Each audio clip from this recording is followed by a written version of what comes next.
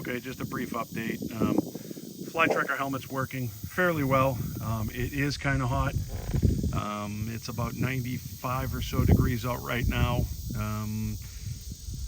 With the shield even down, you can't leave it down long. It gets pretty hot even with all the vents open. I've gone ahead and been kind of forced to ride with the shield either all the way up or at least 3/4 of the way up, just to get the ventilation that I need, because it is pretty warm. Other than that, everything seems fairly decent. The only thing that I'm not a big fan of is this rotary system here for what the sunscreen that's in there. It's just not, I don't know, it doesn't go down far enough. It's significantly above the bridge of the nose. It doesn't even come down halfway. It was working fine. Now it just doesn't move. It doesn't go that far. It's rather short. It doesn't do anything at all. It stops right about the middle of the vision eye line. I would definitely like to see that changed. I would like to see that where it actually comes down where it should. It's basically unusable at this point, as far as for the sun shield. The helmet itself is fine. I think they need to either modify that sunshade and have it come down further, and change that latching system. I mean, I would pay another 50 to 80, maybe even $100 more for a decent sunshade. That latch feels like it's going to break off. It's really kind of weak at this point. I've used it a few times. I am here in South Florida, so it's just not really doing what we need it to do.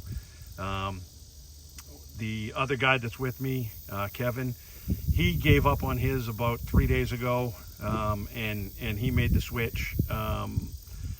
I don't really, I'm trying to be optimistic. I'm trying to see if this thing is going to work. As a helmet, I think it's okay. It needs better ventilation. Maybe if we're up north and it's in the 60s, or even down here and it's in the 60s, it wouldn't be half as bad. But in the 90s, it's just not, there's no airflow really. You have to ride with the screen open. Earlier, at first, I rode it on cool days and it wasn't that bad. And then I rode it on days where it was 89 to 90, 91, but it was low humidity, so it wasn't half as bad. Right now, it's in the upper 90s and it is ultra humid and it's almost unusable.